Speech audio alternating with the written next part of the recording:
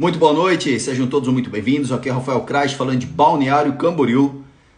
Não sei que dia é hoje, não tem nenhum calendário aqui por perto, mas hoje nós estaremos aqui ao vivo com o Daniel Stein, amigo meu, aluno meu, e nós estaremos conversando sobre mais um pouquinho sobre depressão e estratégias relacionadas ao processo depressivo, como utilizar estratégias de hipnose, estratégias psicoterapêuticas para ajudar você a entender, contornar e vencer esse problema chamado depressão, que é um problema que assola não apenas o Brasil, mas o mundo inteiro. Hoje é dia 25, quinta-feira. Obrigado, Joy. Lembrando que esse afastamento social que a gente está tendo agora, por mais que seja necessário, ele também é um dos principais causadores da depressão.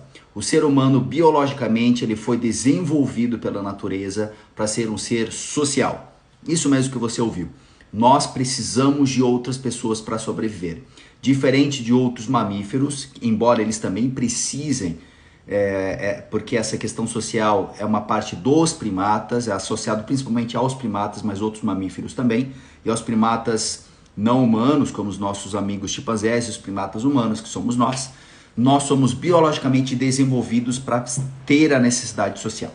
Inclusive, olha só que interessante para quem ainda não sabe, inclusive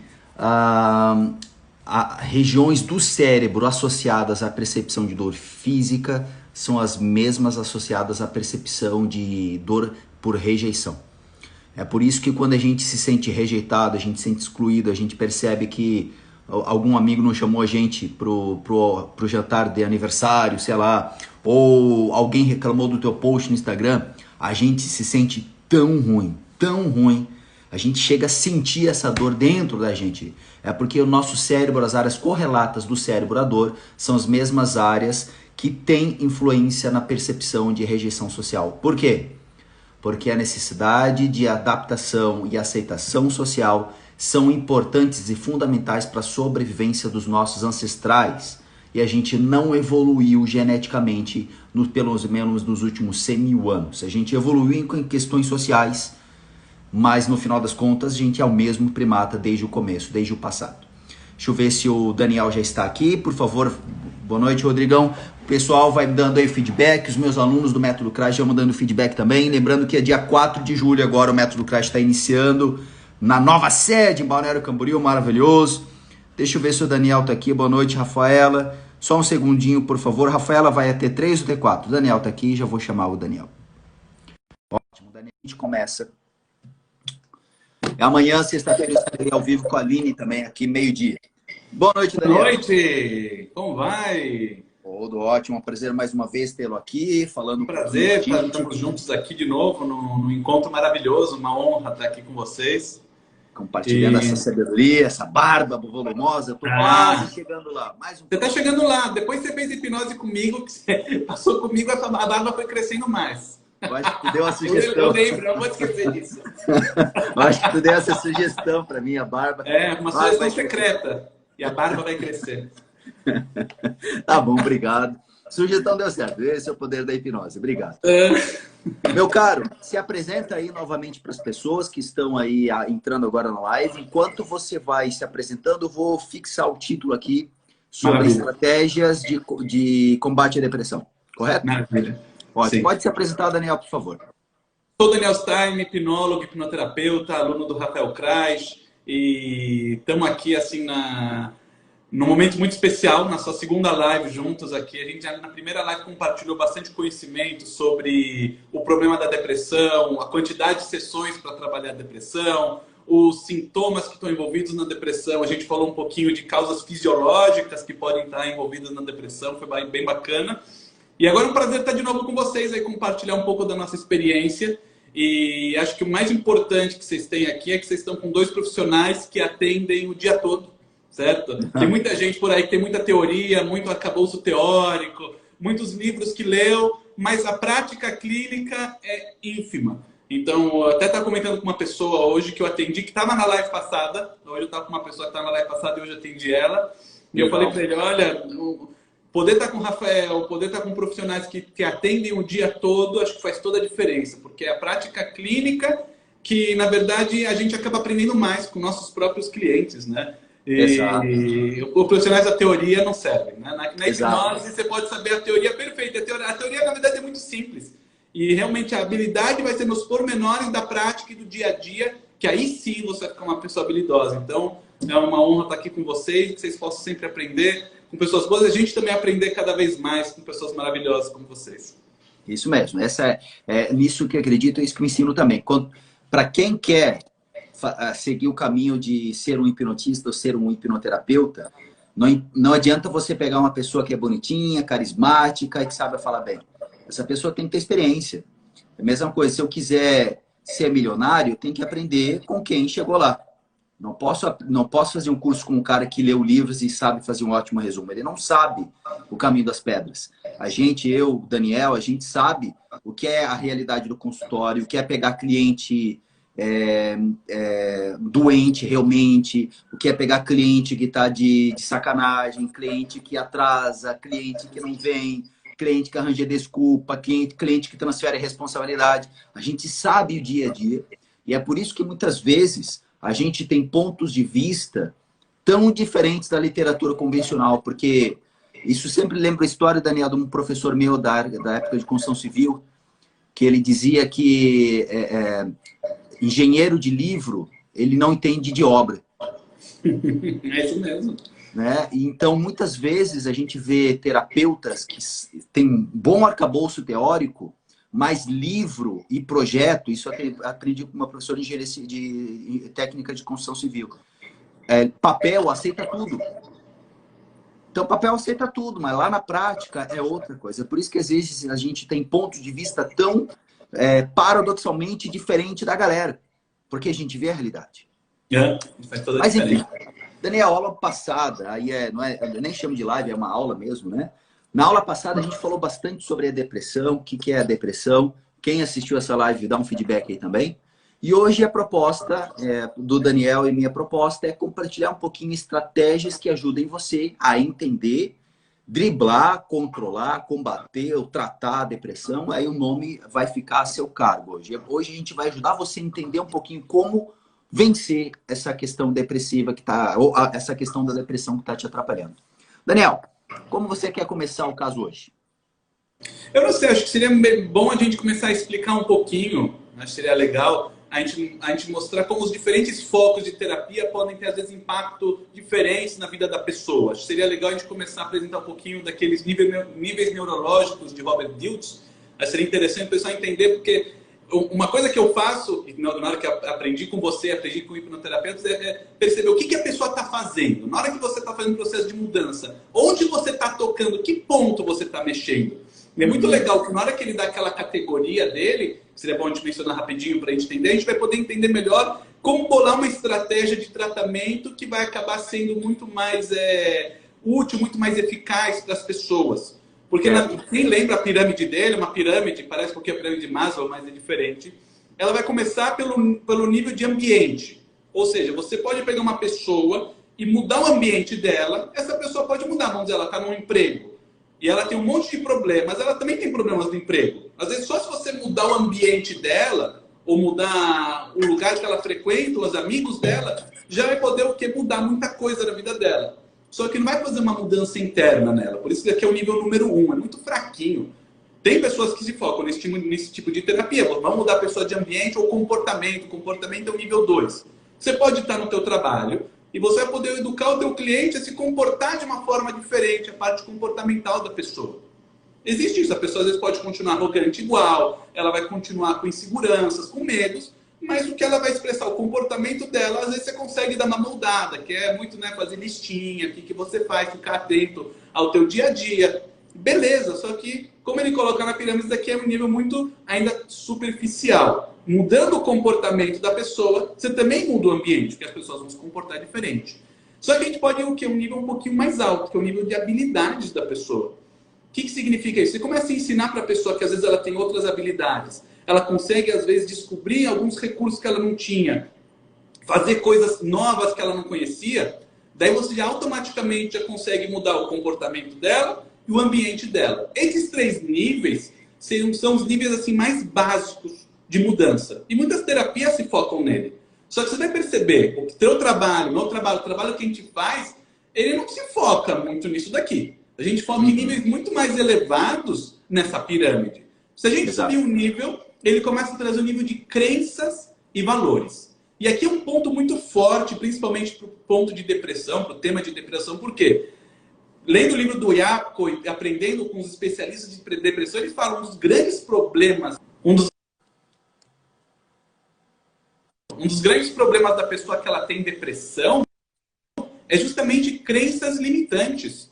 O que significa crenças limitantes? Pessoas que elas vão falar, eu não consigo fazer nada, nunca na vida nada deu certo para mim, ninguém me ama. São pessoas que elas acabam, como se diz, pegando muitas coisas que limitam ela, ou valores que ela vai levar para a vida dela, e isso acaba arruinando uma vida. Você percebe quando a gente chega na terapia, e a gente começa a mudar essas crenças, mudar esses valores, você começa a mostrar para a pessoa que, por exemplo, ela não é obrigada a carregar ela não é obrigada a carregar os erros da mãe. Ela não é obrigada a fazer o que as pessoas querem ou seguir o rumo das outras pessoas. Cada um pode ser, como se diz, seguir a própria vida. Você começa o quê? Confrontar essas crenças e valores, toda a estrutura muda. Você vai àquele jogo de dominó. Ou seja, a pessoa ela começa a perceber que a habilidade dela vai ser diferente. Ela pode fazer talvez o curso da universidade que ela queria. Ela pode, às vezes, fazer a viagem que ela queria. Ela pode escolher, às vezes, o hobby que ela queria e antes não conseguia. E automaticamente o comportamento dela muda, o ambiente dela muda. Um nível maior que isso...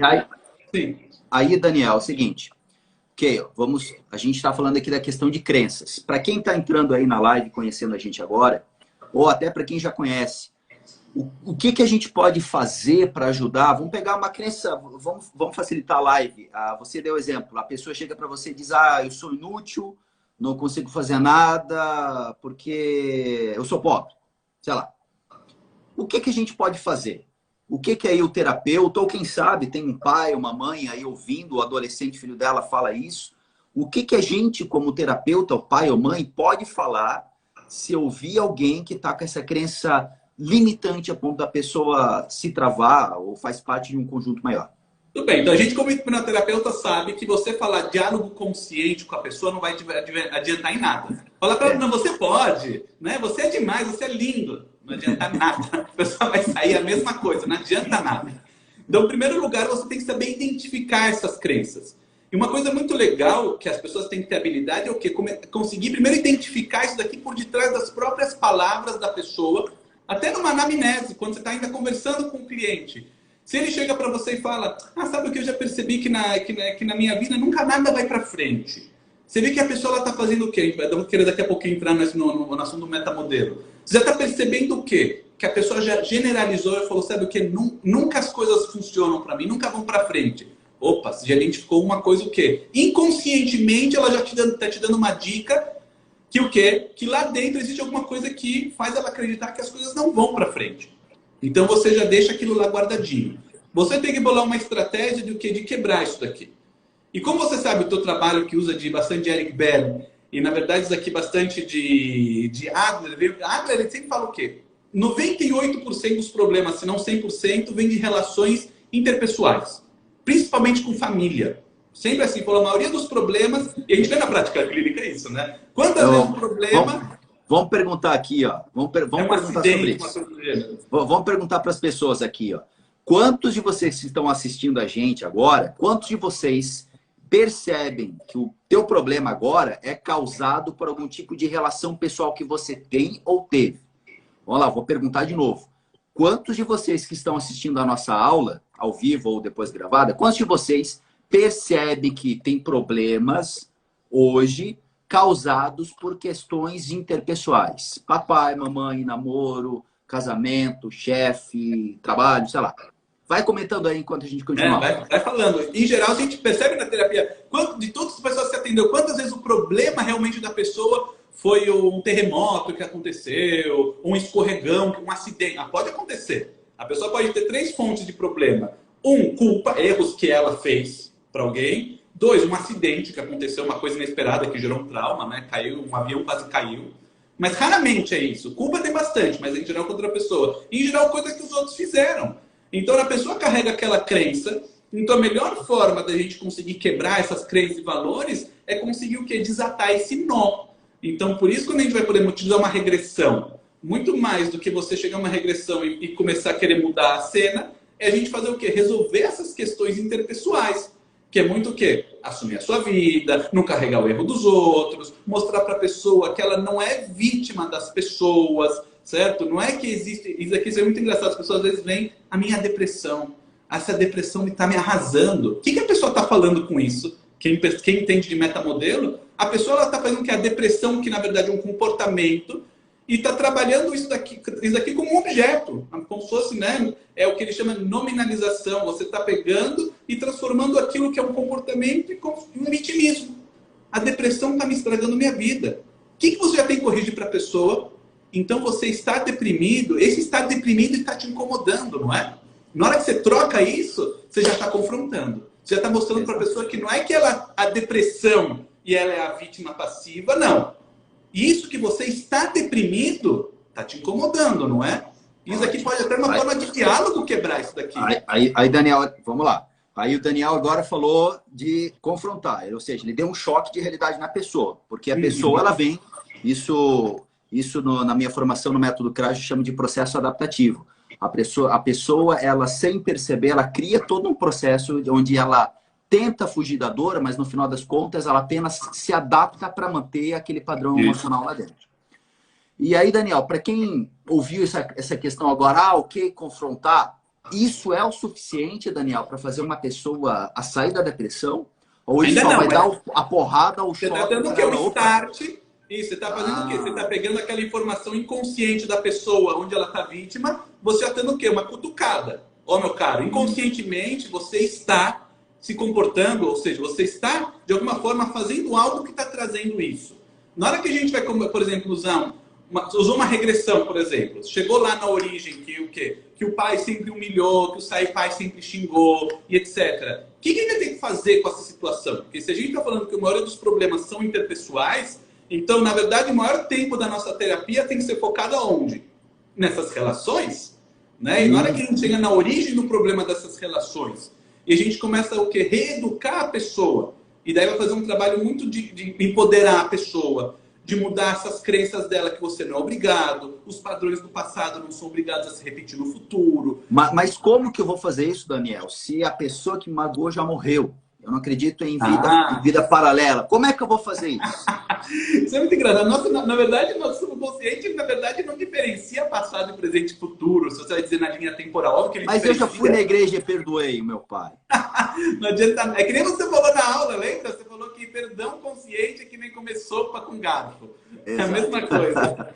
Eu tinha esquecido dessa frase. Essa frase é boa. Por quê? Justamente o quê? Se aquele sentimento de vítima tá lá, não adianta eu falar o perdão não significa nada. Na verdade, não é a palavra perdão. É muito mais que o perdão. É a conscientização que o quê? Que você agora não está mais sendo vítima, você não está mais agora sob a influência do outro. Aquele exemplo da marionete, o que o outro faz eu me abalo. Não, os relacionamentos, eles têm que ser o que? Horizontais. O que o outro vai fazer não tem que te abalar. Você tem que ter o teu espaço, o seu comportamento, as suas escolhas, e o outro dele. Se ele é egoísta, se ele é grosseiro, se ele é ruim, se ele fez mal, azar dele. É a escolha dele, é o peso dele. E na hora que a gente consegue ensinar, a ideia toda da terapia é o quê? Explicar para o cliente que ele está em nível horizontal no relacionamento. Todo momento que ele está vertical, onde eu sou vítima do outro, ou eu tenho que controlar a pessoa do jeito que eu quero, isso é domínio vitimismo, isso não é relacionamento. E é isso que causa os sintomas. Tá, o Daniel, mas daí eu vou fazer o papel de advogado do diabo, tá? Daí, Daniel, é o seguinte, então tá, tô entendendo, tu já me deu a porrada, já entendi que eu tô vitimismo, eu já entendi a questão do perdão, que eu tenho que perdoar papai. Só que eu já fiz isso no meu psicólogo, Daniel. Por que a hipnose vai ser diferente? Se eu já estou há 5 anos no meu psicólogo, ele vem dizendo para mim que eu tenho que perdoar meu pai. Por que a hipnoterapia vai ser melhor? Qual o grande diferencial? Qual é o diferencial? Porque na hora que a gente vai falar aquele perdão consciente, sem trocar naquele nível inconsciente, sem tocar naquelas redes neurais de toda a tristeza, o trauma, a angústia, que a gente falou até na aula da passada, que a pessoa, ela, na verdade, ela vai guardando até fisiologicamente no cérebro dela aquela informação. E se você conscientemente, com aquela mente, como se diz, racional e analítica, fala tudo bem, a emoção ainda vai estar lá. E esse é o grande ponto. Não é muito o que a pessoa explica, mas é o que está a nível emocional dela. Então, na hora que a gente vai usar a hipnose e você vai conseguir acessar essas áreas mais profundas, daí sim você consegue fazer o quê? É um sentimento. Não é que a pessoa vai chegar e vai falar para você, sabe o quê? Eu posso ver minha mãe, posso ver o pai, posso ver aquele cara que me fez mal. Dane-se. O que eu explico para as pessoas é aquela famosa frase de Elie Wiesel. O contrário do amor não é ódio. Porque enquanto você ama alguém, você se importa com a pessoa, você dá valor para ela. Na hora que você odeia alguém, ela ainda está sendo importante na tua vida. Tanto é que ela está tendo o status de você odiar ela. O contrário de amor é indiferença. Uhum. É isso que a gente tem que chegar nesses conflitos. A pessoa tem o quê? Indiferença. Se eu vou estar na casa e aquela pessoa vai estar, dane-se. Se a pessoa não vai estar na minha vida, é isso. Não é correr de amores e nem morrer de ódio. É justamente você conseguir deixar a pessoa independente. E isso vai naquele ponto maior da pirâmide de Dilts, que é o nível de identidade. Você vê como a gente trabalha a níveis muito elevados naquela pirâmide. Se você conseguir mostrar para a identidade da pessoa que ela não tem que mais se colocar por debaixo, e você consegue fazer ela se colocar a nível paralelo dos outros, tendo a própria identidade dela, sendo ela mesma, no jeito que ela é, podendo errar, podendo falhar, podendo às vezes escorregar e aprendendo dos erros. Tudo está mudando o que? Na identidade. Efeito cascata muda tudo o resto. A pessoa automaticamente vai buscar outros hobbies, já vai fazer outro comportamento, vai trocar emprego, vai divorciar da esposa, vai fazer o que precisa para a vida seguir em frente. Esse é o ponto. Tu foi falando isso, tu me lembrou, Daniel, da época que era estudante de uma escola indiana chamada Shaivismo Tântrico da Caxemira, que é uma linha devocional do Tantra, do norte da Índia. E dois conceitos deles são exatamente isso que você falou. E aí, muitas vezes, a gente briga aí com alguns profissionais que dizem, mas isso foi o psicólogo fulano de tal. Não, é um pouquinho mais antigo. Então, por exemplo, você falou dois termos extremamente antigos que eu já ensinava na época que era professor de yoga, quase 20 anos atrás, que você falou independência.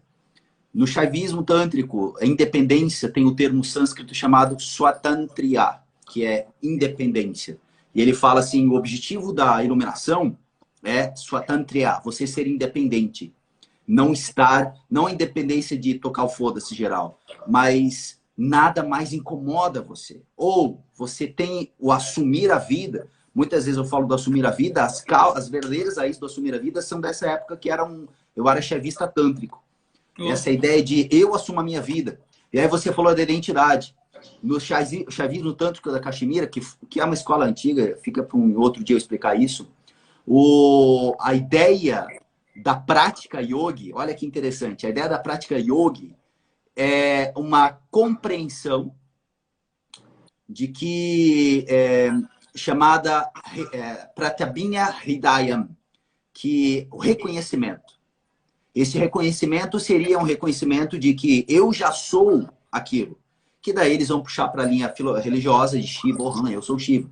Mas a ideia da prática é bem interessante. Não adianta se matar, em resumo. Não adianta se matar. Você já é. Só reconhece e torne-se independente. E aí, na época, mas como é que eu vou fazer isso? Aí, a ideia era, medita por uns 50 anos que tu consegue. Não, hoje... o pessoal consegue. O pessoal da meditação hard, mas é difícil. Conhece, é isso que eu estou dizendo. Medita por alguns anos. Mas essa é que é a ideia. Como a hipnoterapia, e você tocou isso muito certo, a gente trabalha no nível muito alto e muito rápido. Uhum. E acaba mudando todo o resto. Isso que é o legal. Porque se você tocou num ponto de identidade da pessoa, onde de repente ela já não se vê de baixo para cima como vítima, onde ela já percebe que ela pode aceitar quem ela é, os erros dela, ela pode falar, não precisa ser perfeccionista. Quantas pessoas não têm estresse, problemas até de depressão, de ansiedade, por perfeccionismo? Eu tenho que estar excelente, quando não alcanço a excelência, a pessoa sempre se cobra. Calma, deixa errar, deixa você poder aprender. Conta a história quando você era pequenininho e você errava as letras, escrevia espelhado. Quando você andou, você tropeçou. Você pode contar histórias, metáforas. Você tem que fazer o quê? Um processo de reeducação. Muito mais do que a gente vai fazer. O nosso trabalho é um trabalho de ensinar a pessoa a como enxergar a vida. E por isso esses conceitos, na verdade, são muito importantes. Muito mais que a técnica que você vai usar. Você pode usar a técnica que você quiser. O importante é o quê? Passar esses conceitos para a pessoa, que é o que a gente está falando agora, de identidade, de independência. A teoria do caos é muito importante. O que é a teoria do caos? Vai ter momentos na vida que a gente vai ter o quê? Tranquilidade, sucesso, prosperidade, tudo está fluindo. E vai ter momentos de caos. O que é um momento de caos? Alguém vai falecer, vai vir uma doença, vai perder o emprego, vai pegar uma traição. Acontece coisas da vida que você não esperava. Exato. E se a pessoa ela sabe fazer o que? Aceitar a felicidade e falar o quê? Eu vou lidar da melhor forma com isso. E quando vier o caos, eu também aceitar, porque eu não controlo a realidade. Eu não controlo as pessoas, eu não controlo a escolha dos outros. O que eu controlo o quê? A minha escolha com aquilo que o mundo está me dando. Na hora que você ensina a pessoa esse conceito a aceitar o caos e fazer o melhor que está na nossa mão com aquilo que a realidade está dando ou que as pessoas estão fazendo, pronto, você já fez o quê? Você está tocando um nível de identidade, crença e valores. E isso é a mágica da terapia, entendeu? Por isso que a terapia acaba sendo tão mágica com a gente, que justamente a gente está conseguindo tocar nesses pontos chaves. E na hora que o cérebro entende isso, todo o resto já faz sentido automático. Exato. Isso é porque é muito interessante, as pessoas aí que estão entrando agora, lembra de clicar no coraçãozinho que está aí à direita de vocês, na tela, esmaga esse coração aí. Quanto mais você esmaga esse coraçãozinho, mais o Instagram divulga live, isso é importante. As pessoas que têm depressão, é importante entenderem que elas não têm depressão porque elas são burras, muitos depressivos eles acham isso, até porque muitos depressivos estão há tantos anos em terapias que eles entendem, cara, eu já sei tudo que tem que fazer, eu tenho que fazer o potinho da gratidão, eu tenho que caminhar com o cachorro, eu tenho que perdoar o pai, mas eu não consigo. Então, você é depressivo, ou você que tem um depressivo em casa, precisa entender que não é falta de inteligência, não é falta de amor próprio no sentido, a pessoa... É claro que a depressão vai ter relação com amor próprio, mas não é que a pessoa tá de maldade com ela mesma, de mimimi. Vem algo lá de dentro. É isso que o Daniel está falando, que já começa num processo muito mais interno, onde o cérebro ele aprende a saber adaptar a uma realidade, independentemente de você ter uma consciência lógica para isso. É por isso que o processo de hipnoterapia é tão eficaz, porque trabalha diretamente com essa questão de percepção emocional, ao invés de simplesmente querer mudar as tuas frases, ou o teu jeito, ou o teu comportamento, ignorar que você é um ser humano com coração, ignorar que você é um ser humano com um processo não consciente que influencia e determina as suas escolhas. E é nisso que a hipnoterapia vai trabalhar. Isso. E é muito legal também citar para o pessoal que, na verdade, o que acontece no cérebro deprimido, o cérebro de muitas pessoas até com ansiedade ou problemas em geral, a gente tem limitações de como a gente capta o mundo. Cada ser humano capta o mundo de uma forma diferente. A nossa primeira limitação é uma limitação neurológica. Por quê? Sons, por exemplo. A gente não consegue ouvir todas as frequências. A gente, fisiologicamente, não consegue captar aquele apitinho de cachorro. A gente quase não ouve, mas para o cachorro é um negócio tremendo. Quantos tipos de luzes, ou luz ultravioleta, a gente não consegue captar?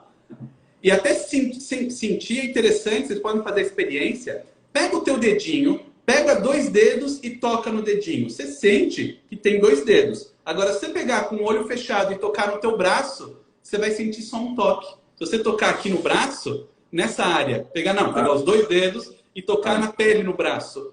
Se pegar, é que eu tô com a manga aqui presa, você vai tocar no teu braço e deixar o dedo aqui, parece como se tem só um toque. No dedinho você sente que são 2 dedos. E no braço você sente como se fosse um.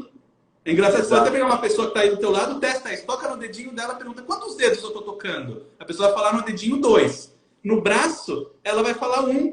Porque aqui não tem a capacidade de sensibilidade que tem um dedinho. Ou seja, você vê que o quê? Que o nosso corpo é estruturado com limitações. E essas limitações, às vezes fisiológicas, impedem a gente de captar muita coisa que acontece no mundo. Só que também tem limitações sociais. Por exemplo, a gente na cultura Maidu, eles só tem 3 palavras para as cores. Eles têm a palavra lak, que é vermelho, tit, que é verde e azul, e tulak, que é amarelo, laranja e marrom. Só. A gente consegue definir talvez 6 ou 7 mil cores diferentes. Só que eles só têm 3 palavras. Então, na cultura deles, o cérebro deles vai funcionar como? Com 3 palavras para cores. Então, ou seja, às vezes a cultura limita a gente em como perceber o mundo. E a gente tem as nossas próprias limitações individuais. Muitas pessoas acabam vendo coisas, ouvindo coisas que é de interesse, ou não percebendo outras que não interessam. Então, você vê que o que a realidade como ela não vem para a gente de uma forma objetiva. E o que isso daqui muda?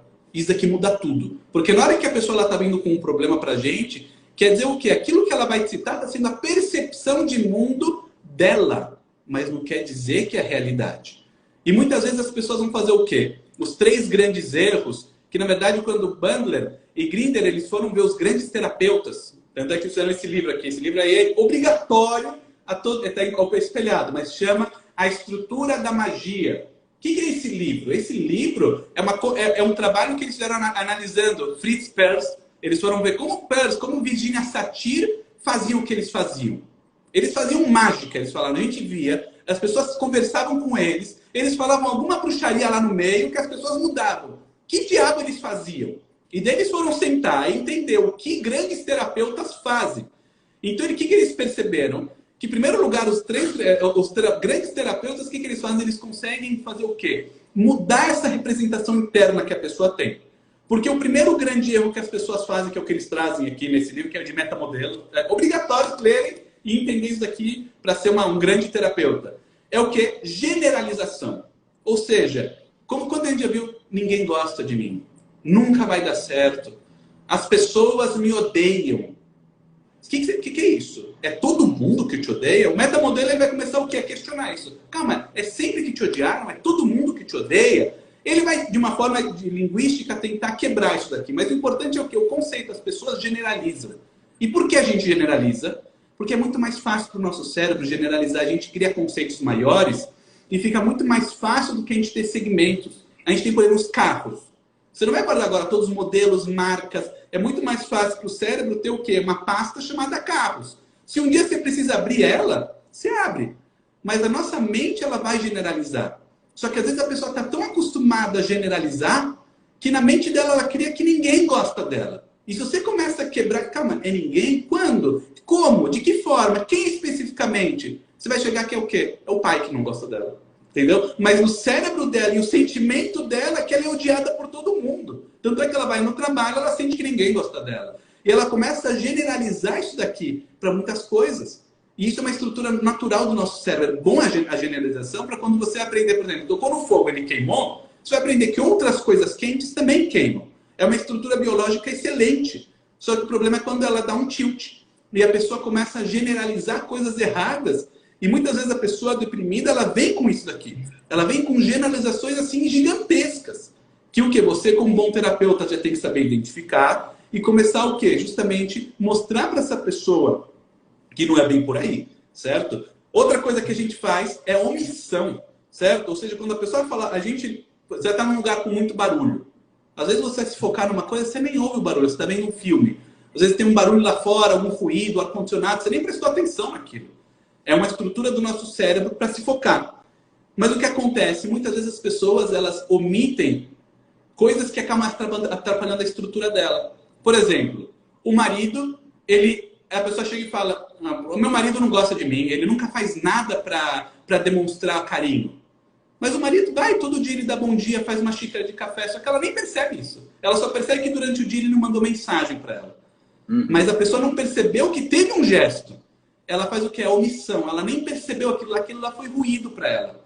E você, de novo, pode questionar aquilo, pode quebrar o modelo, pode usar várias estratégias. Pode usar, entendeu? A gestalterapia, pode usar regressão, pode usar a técnica que seja. Mas o importante é entender que a pessoa com problema, ela muitas vezes vem o quê? Com essas omissões. Ela não percebe muitas coisas que estão lá. Simplesmente ela não viu, ela não percebeu, está ruído para ela. Certo? Então, no metamodelo, tipo, a pessoa fala, eu não posso confiar nas pessoas. Você pode questionar, o que te impede de confiar nas pessoas? O que aconteceria se você confiasse? Você pode, de uma forma linguística, quebrar isso daqui que o metamodelo faz, mas pode usar na nossa própria terapia, que a gente está acostumado, isso daqui. E o terceiro ponto é a distorção. E essa distorção é uma coisa pesada, porque é justamente onde a pessoa coloca o vitimismo dela, que é a parte um pouquinho mais difícil da linguística, é quando a pessoa fala, a minha depressão está estragando a minha vida. O meu medo me bloqueia, né? Meu medo, a ansiedade está acabando comigo. Ela faz aquilo lá como um objeto, né? Parece que tem o ursinho Puff e ela tem aquele problema como ursinho Puff. Lembra? Não existe o marido te irritar. Irritar é você estar respondendo por que ele está fazendo. Você está se irritando com ele. Só que as pessoas fazem o que? Distorção. Elas vão colocar toda a culpa longe, toda a culpa no outro, toda a culpa na doença. E faz o que? Tira a responsabilidade. Né? A depressão acaba comigo, meu marido me irrita, meus filhos me deixam louco. Opa, calma. Quando você está louco com seus filhos, o que está acontecendo? Você pode questionar isso. Você pode usar o quê? Perceber que a pessoa ela vem com isso. Em geral, as pessoas vêm procurar a gente, elas têm essa cabeça vitimista. Isso daqui é fato.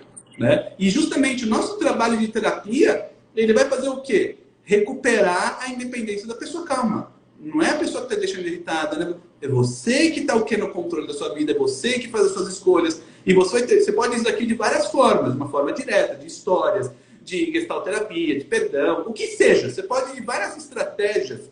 Pode usar até a estrutura conversacional, que é um metamodelo, né? Começar a questionar isso daqui. Não importa. O importante é o quê? Que você identifica que existe o quê? Esse vitimismo. E sempre essas distorções, elas vão estar escondendo esse vitimismo. E o que uma pessoa deprimida faz? Aqui Jacopo traz. Muitas vezes as pessoas elas vão fazer uma projeção errada do mundo. Então, o que a gente falou, ela tem essa generalização, essas omissões, essas distorções. E o que ela faz? Ela liga para o amigo, toca, não atendeu. O que ela desliga o telefone, sabe o quê? Ele não quer falar comigo, ele me odeia. Eu devo ter falado alguma coisa para ele que deve ter deixado ele chateado. Alguma coisa. O que será que eu falei para ele? E a pessoa vai começar o quê? Ficar remoendo. E ela vai fazer o quê? Trazer todas esses erros, esses tilts do nosso próprio ser humano, vai criar uma realidade baseada em todas as experiências negativas dela, do vitimismo, da rejeição. E ela vai fazer o quê? Uma projeção negativa naquilo. Então ela vai ficar remoendo aquilo lá durante horas, dias, semanas. Até que um dia ela vai encontrar o cara e vai ficar brava. Eu sei que você não quer falar comigo, eu não gosto de mim. Ela vai sentir aquilo. A pessoa, puxa, mas por quê? Ah, porque você não quer, você não tem telefone? Eu nem ouvi que você ligou. Eu nem percebi, eu estava no banho. Então o que isso aqui é interessante? A gente ensinar para a pessoa, isso aqui também é um conceito que tem que ser passado em terapia, que o quê? Que muitas vezes você não vai entender as coisas. Você tem que saber diferenciar o que é real e o que é a sua imaginação, o que é a parte intuitiva. Muitas pessoas são intuitivas, elas vão gostar de planejar o futuro. O problema é quando a gente faz o quê? Planeja esse futuro e confunde a realidade com a nossa realidade. Você tem que ensinar as pessoas o quê? Eu não sei. Ela não atendeu? Simplesmente ela não entendeu. Por quê? Eu não sei. Isso também é um conceito muito importante, porque senão a pessoa deprimida, ela vai ficar colocada aqui nesse looping. Ou seja, ela vai projetar o negativo, vai ficar pior e vai se sentir deprimida e vai se isolar das pessoas. Calma, o cara só não atendeu o telefone. Foi isso que aconteceu. Então isso daqui é um ponto muito importante, é um conceito que tem que ser passado em terapia. A pessoa o quê? Saber que ela não entende tudo, não sabe tudo e saber diferenciar a projeção dela. E na hora que a gente vai mudando esses pontos de identidade e que a gente falou, separando essa ligação de depender do que o outro vai fazer, do que o outro vai agir. Se o outro ligar para mim eu fico feliz e se ele não aceitar, não gostar. E a gente faz essa separação, pronto, você automaticamente está corrigindo isso. Entendeu? Por isso que é muito importante esse experimento de Diltz para ver onde a gente está tocando. A gente já chegou quase no último nível. Certo? Tem alguma coisa para acrescentar, Rafael, até aqui? Falou tanta coisa que até me perdi aqui. Falei do metamodelo. Não, algumas pessoas... Aqui eu fico lendo os comentários aqui da galera. Então teve aqui, ó... que me perguntou se isso daqui era igual mimimi. Falou, o mimimi que o Rafael traz, que fala nas Colocaram aulas. Aqui? É a mesma coisa, uma pessoa me perguntou no privado, da última semana passada, se o mimimi é igual a generalização, omissão e distorção. E eu expliquei que não, que o mimimi é uma desculpa que a pessoa vai dar consciente, uma mentirinha ou um blá blá blá, para, na verdade, justificar aquilo. O que a gente está falando aqui desses 3 filtros, na verdade, são o meio que a pessoa capta o mundo. Ou seja, é o, um input que vai entrar nela, entendeu? o Então é mimimi, diferente que a gente está falando do mimimi. o mimimi no método CRAS é o nome que eu dei, o nome bonitinho, para pro processo adaptativo de racionalização. Tá? Isso, É o que Freud chamava de mecanismo de defesa do ego, a isso. justificação. E aí entra aí a projeção, o mimimi ele vai entrar nesse processo de eu me defender justificando um problema a nível racional, um problema emocional, justificando a nível racional, normalmente projetando para outra pessoa. Então, o mimimi, na verdade, ele vai ser um código para vários conceitos psicanalíticos para ajudar a pessoa, para ajudar o meu cliente a entender. Então, aquilo que eu ensino no método CRAS, na verdade, é muito mais uma maneira e uma releitura de processos psicanalíticos, principalmente. O meu trabalho é basicamente psicanálise e análise transacional. O meu trabalho é mais voltado para essa área. Então, o mimimi vai ser, em resumo, o processo de adaptação, defendendo você de uma dor, justificando a nível racional. Ou seja, eu tenho depressão porque aos 10 anos meu pai e minha mãe se separaram e a partir dali eu tive que ir trabalhar cedo e blá, blá, blá, blá, blá, blá, blá, blá, blá. Por isso que eu tenho depressão hoje aos 80 anos de idade. Isso é uma justificativa, não é verdade. É a Ou uma maneira pessoa que que quer uma festa e ela tem uma insegurança muito grande do julgamento dos outros, fala, sabe o quê? Eu não quero ir para essa festa porque acho que eu não estou tão bonita. Eu acho que eu nem lembro assim. Isso daqui é um mimimi. A pessoa está dando porque, uma assim, desculpa que não tem nada a ver com o motivo dela, mas é o que o racional justifica. Exato. O que vai ser, para quem está entrando agora, o que vai ser aquilo que eu ensino na minha formação, que é o método CRAS? Existe um impacto associado à dor. O cérebro humano, ele é biologicamente desenvolvido para sentir dor.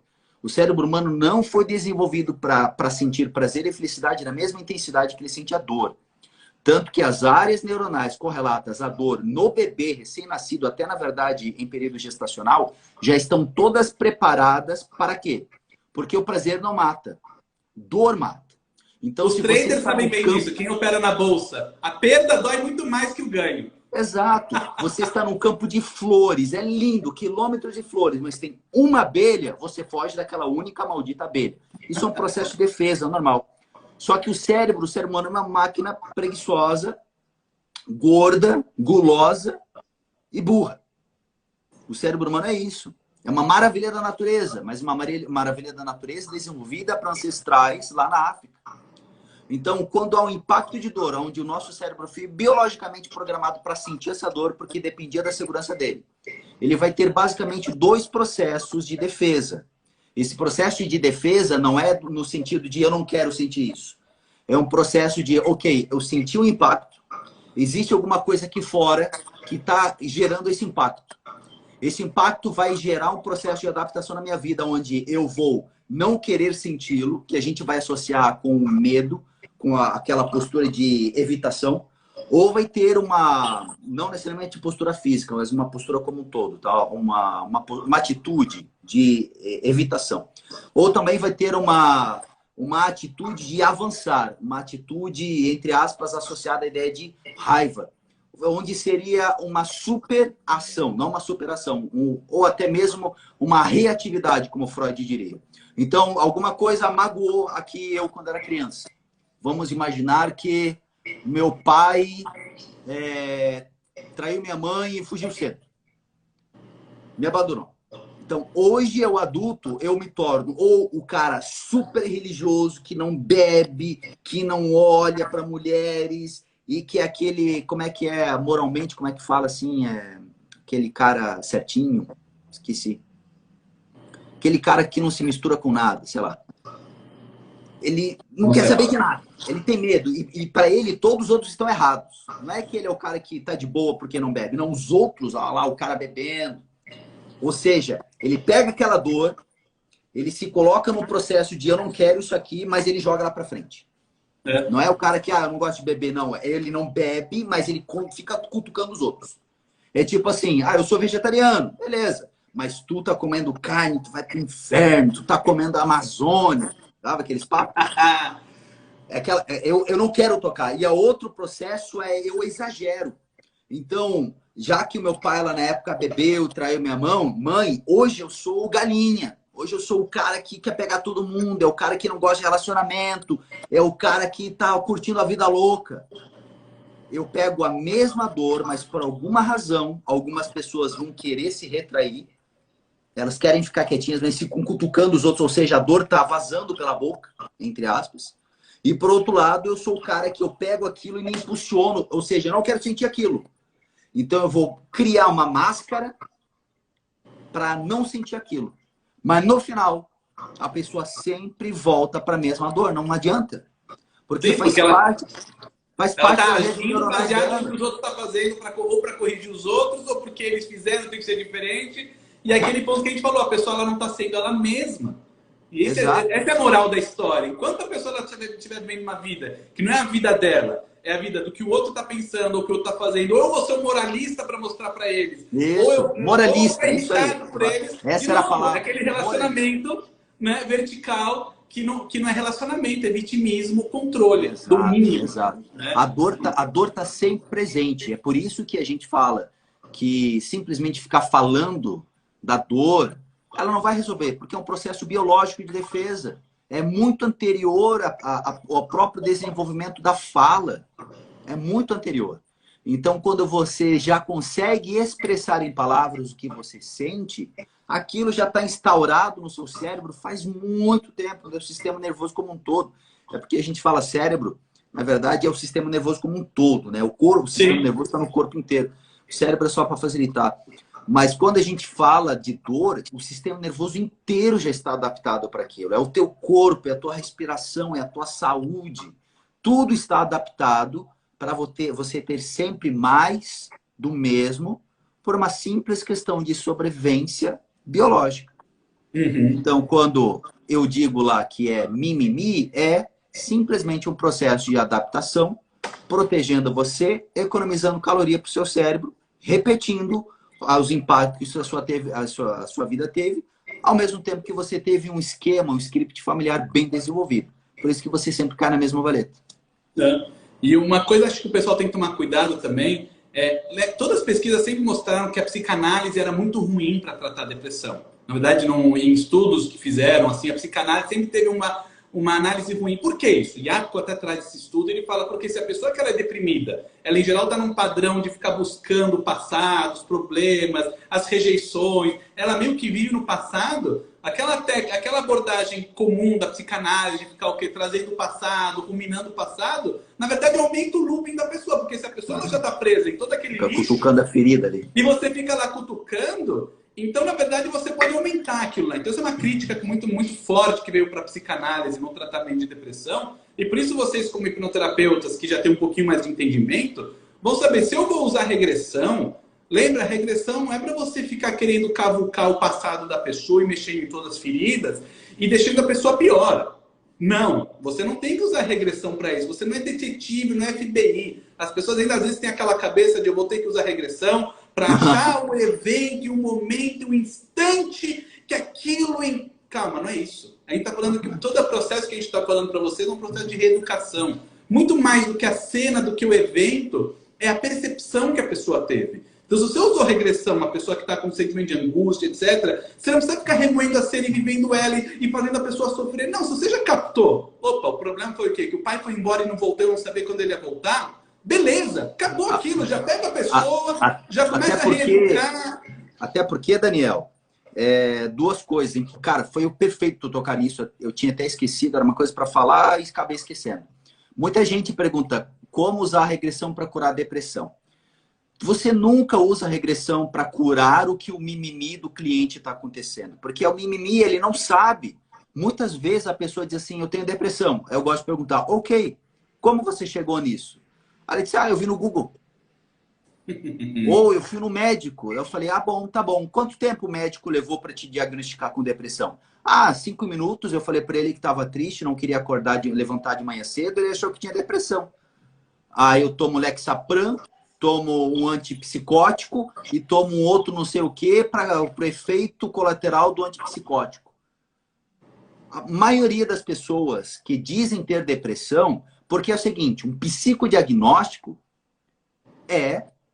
isso na minha pós em psicanálise o professor dizia, um psicodiagnóstico é um chute.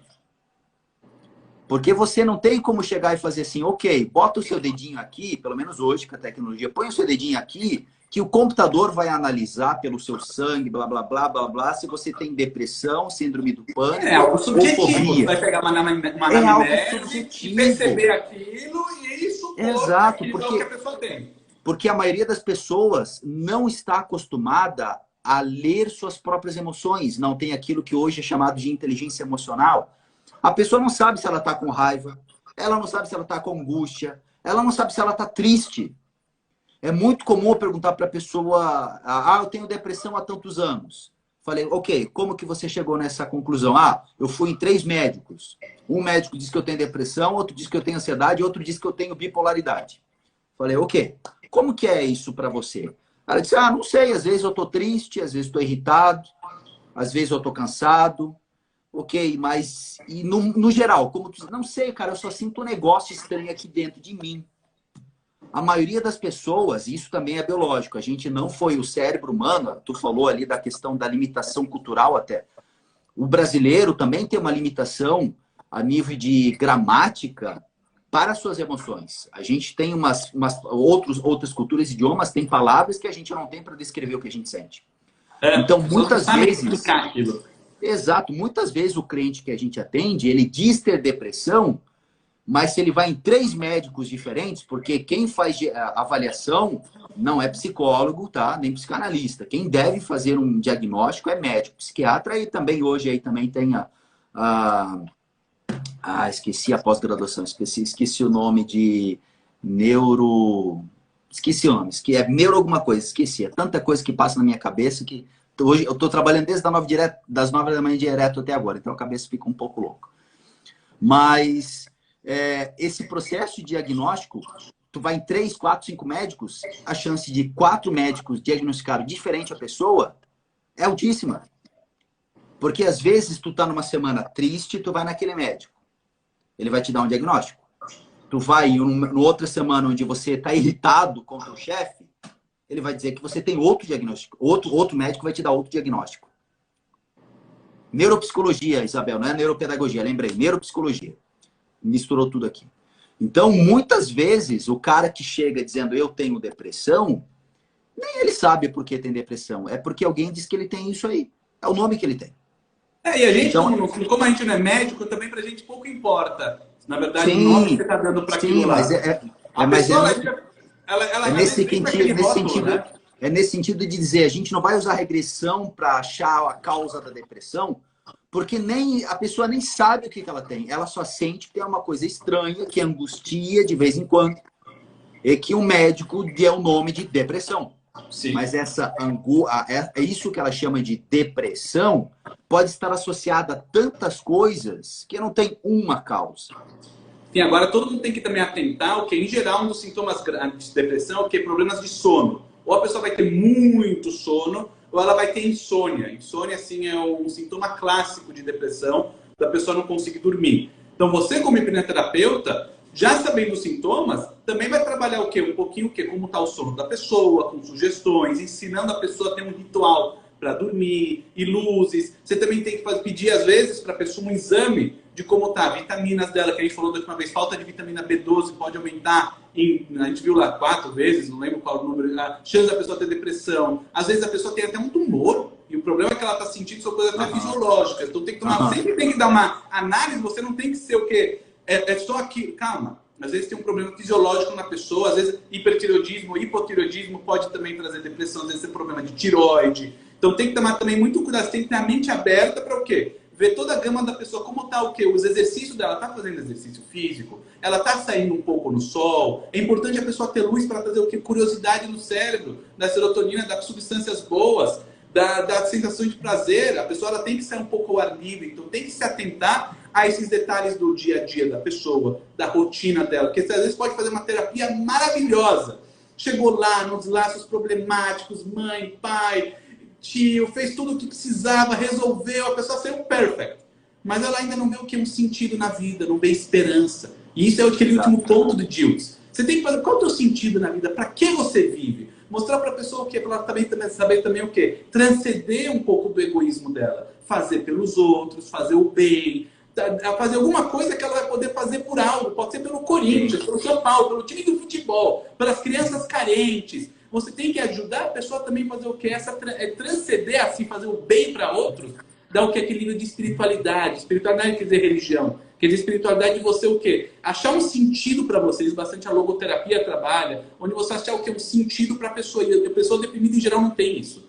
E na hora que você faz a pessoa o quê? Achar algum sentido na vida, com algum trabalho, com algum comportamento, alguma coisa que ela vai poder, puxa, vale a minha existência? Então você de novo mudou muita coisa. Então isso daqui é muito importante vocês entenderem o quê? Ter a mente muito aberta. Ver a parte fisiológica, certo? Vai usar regressão, não fica fuxicando o passado da pessoa com a regressão, não é para ficar vendo todas as desgraças se a pessoa está deprimida. Eu mesmo atendi uma pessoa essa semana que ela tinha depressão potencial de suicídio, umas sensações horríveis. Ela veio no retorno, já estava sem nada, beleza, sem sensação de suicídio, beleza. Mas ela sentia algum incômodo nos estudos. Eu evitei fazer regressão, não mexi mais nada. Eu usei técnicas de partes, de deixar esperança. Falei, eu não vou agora fuxicar na pessoa que agora está bem o passado dela para trazer algum trauma e sei lá o que não precisa. Entendeu? Se a pessoa já está bem, está resolvida, está legal, você agora começa o quê? Focar o quê? Em objetivos, em reeducação, e mostrar para a pessoa o quê? Que caminho trilhar. Lembra, não é querer mudar o passado. É mudar a percepção que a pessoa tem agora daquilo lá e dar esperança para o futuro. Chega dessa visão de achar o evento inicial da coisa, é o FBI, não é Sherlock Holmes. Chega dessa visão de Sherlock Holmes, é você educar a pessoa. A gente é aqui educadores de mente. É isso que a gente tem que fazer. E por isso é importante vocês lerem esses livros de autoajuda, livros que abrem, não de autoajuda barata, coisas que dão conceitos importantes até da filosofia, etc. Claro. Que vão fazer o que? A pessoa abrir a mente. Então, acho que isso aqui eu aprendi também com você bastante disso. Abrir a mente lendo livros e conceitos. E por isso eu indico um livro, A Coragem de Não Agradar. Quem está vendo aqui a live, A Coragem de Não Agradar. Que é a Bíblia de Rafael Krais. Porque lá tem todos os conceitos do que eles ensinam assim, no curso, de tudo. Ou seja, os conceitos mães estão nesse livro, A Coragem de Não Agradar. Um livro que é baseado em Adler, na filosofia. Um livro...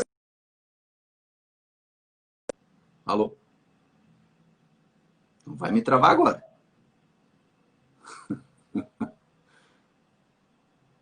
Sério que travou a live com o Daniel? Daniel? Eita. Coragem de não agradar. Daniel!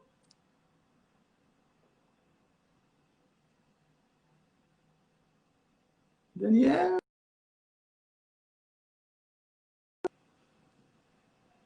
Ixi. Galera, acho que o Daniel caiu a live. A nossa live aqui já estava acabando mesmo. Vocês estão me ouvindo, né? Ana, tá me ouvindo? Dá um oi aí. Daniel, e aí? Daniel, vou botar você na live, peraí. Já vai acabar daqui a alguns minutos. Opa, voltei. Daniel, viu? Daniel, a live já vai acabar. Vai dando tchau. Vai acabar, aí. temos 2 minutos. Vai lá, fala aí. Então é só despedir do pessoal. Então esse livro é muito legal. Não é de Adler o livro. Coragem de Não Agradar é baseado no pensamento de Adler. Tá bom? Não é do Adler esse livro, mas é baseado nele, que era aluno de Freud. Depois procuraria de Freud. Certo? Então, veja esse livro e o prazer estar aqui com vocês. Foi uma grande satisfação. E tem muito ainda o que falar de terapia, de tudo, certo? Mas a gente está aí para ajudar vocês. Agradeço o Rafael aí pela oportunidade. E realmente é maravilhoso poder compartilhar conhecimento com vocês. Tá, joia. Obrigado, Daniel, aí pelo carinho, pela disponibilidade também.